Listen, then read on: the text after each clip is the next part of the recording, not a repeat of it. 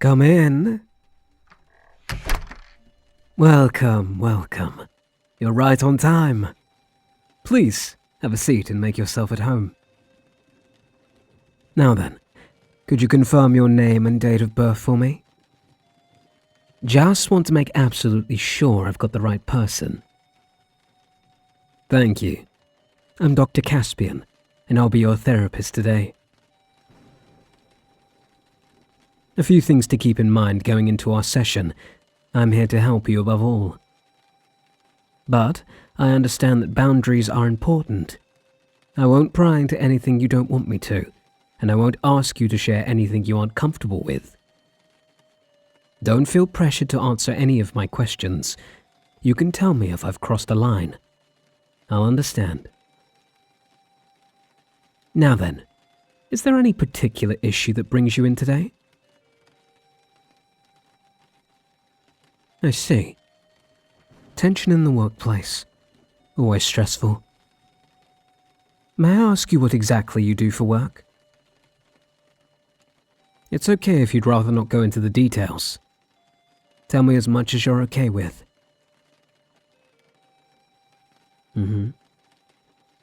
Oh. Okay. I'm getting a clearer picture. This co-worker of yours, well, you describe them as more of a rival than a co-worker. You have an antagonistic relationship with them. What is it about them that bothers you so much?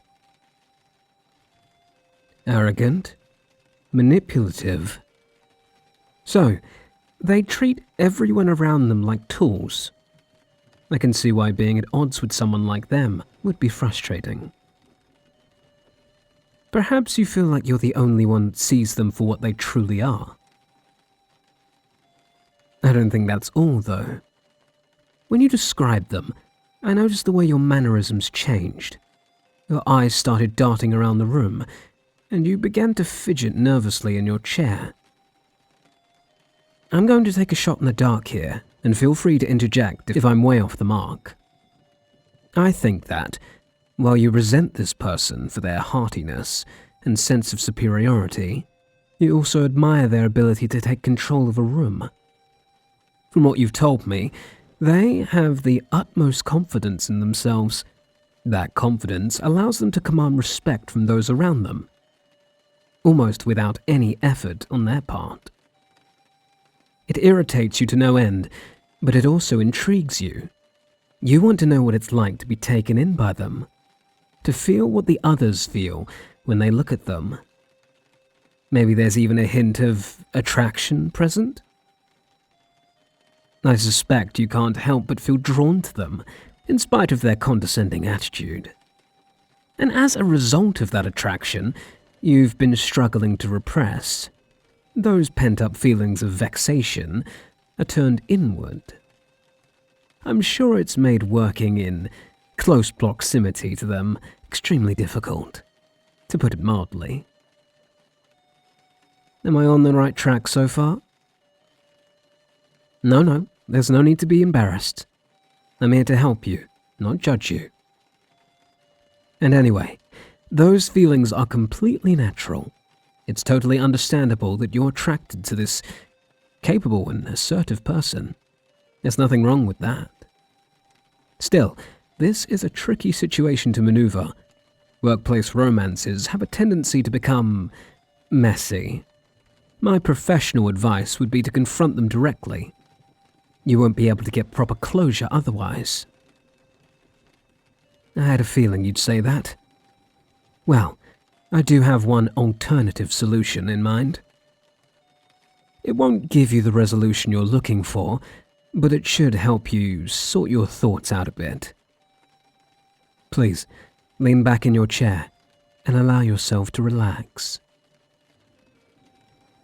Steady your breathing, slowly in through your nose and out through your mouth. Yes, that's it. Focus on taking slow, deep breaths and allow the tension in your muscles to melt away. It's alright if your eyes begin to droop shut. Hypnosis? No, nothing like that. What I had in mind is a kind of visual exercise. We're going to get to the root of the issue, but it will take some cooperation on your part. Is that all right? Good. Continue breathing nice and easy, just like that. You're doing well. Allow your eyes to shut on their own. Another deep breath. Excellent. Now, in order to understand the source of your distaste for this person, I'll ask you to paint a vivid portrait of them in your mind. You didn't describe their appearance earlier. Picture them now, exactly as you would normally see them. What are they wearing? Which of their features strike you the most? Let's start from the bottom and work our way up. What shoes do they have on? Are they the type to wear fancy shoes at all times? Or perhaps they prefer much simpler shoes? Imagine it, and take another deep breath. Very good. And what about their legs? Are they wearing trousers, a skirt, shorts? And what color are they? Another breath.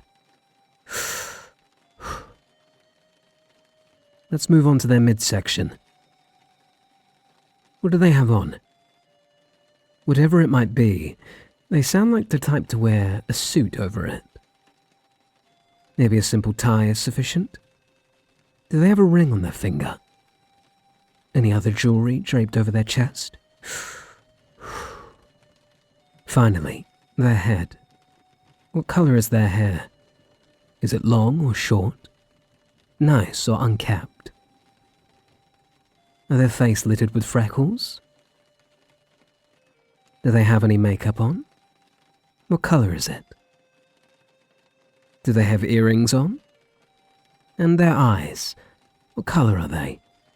What shape are they? Take another deep breath as you zero in on their eyes. I want you to take in their every detail. The way they shimmer in the light. The way they narrow them when they meet your gaze. Everything. Have you ever found yourself getting lost in their eyes? I doubt you have. You're too prideful for that. But this is a safe space. A rare opportunity for you to let your guard down and allow yourself to indulge. So continue breathing and continue imagining what it would look like to stare into their eyes. I'm sure you've imagined it before, but you're a stubborn one. You refuse to meet them even for a moment. As a result of that, the image of them in your mind is surely muddled. You desperately wish you could make a clearer picture of them. You regret never taking the chance to get a proper look at them. Now, as you continue breathing, slowly open your eyes and look at me.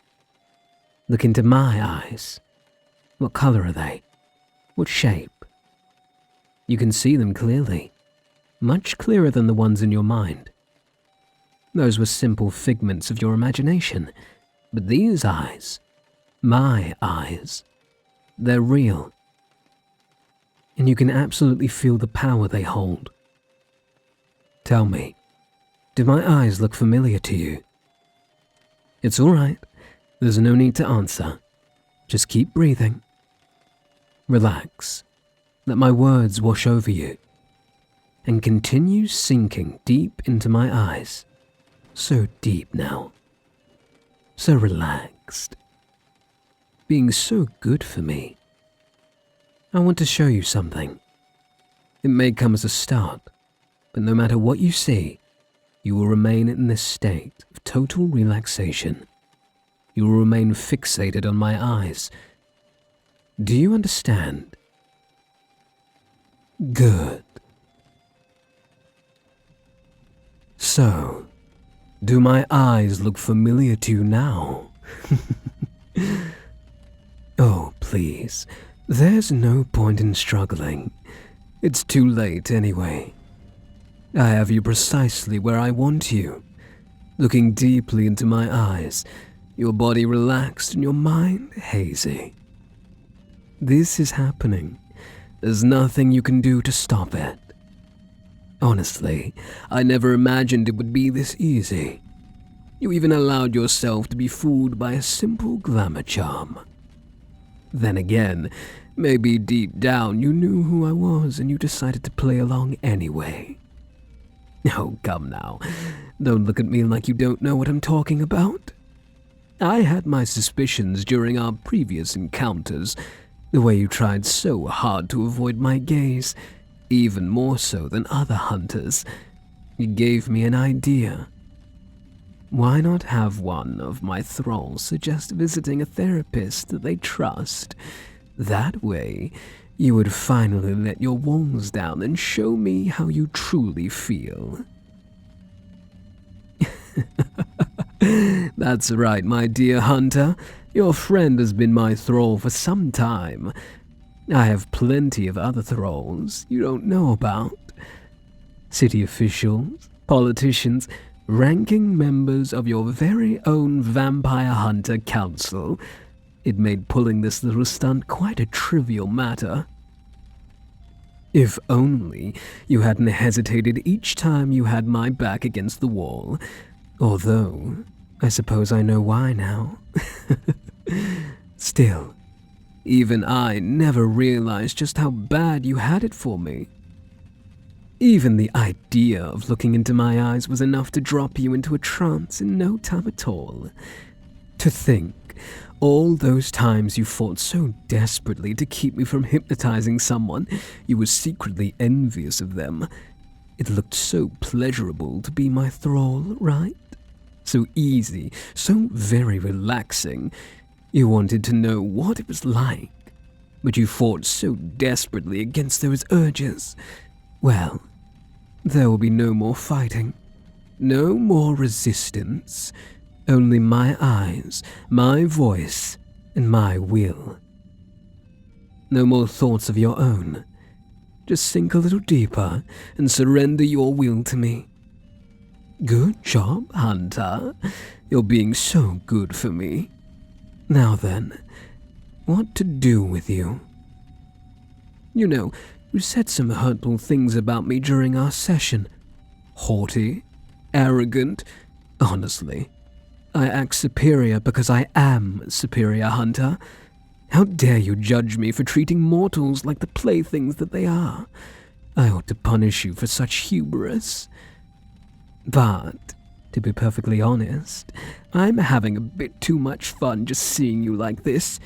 You've been supposedly trying to kill me for so long, but in reality, you've been fantasizing about a scenario exactly like this playing out. It's almost like a reward in and of itself. What do you say we continue where we left off? After all, I don't think you're cured quite yet. I need you to really open up, to tell me everything that's been on your mind lately. Let's start with something recent. Tell me, what exactly was going through your head during our last battle?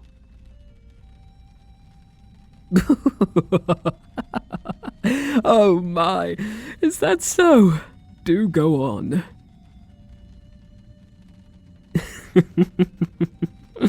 Oh, that is quite the confession, Hunter.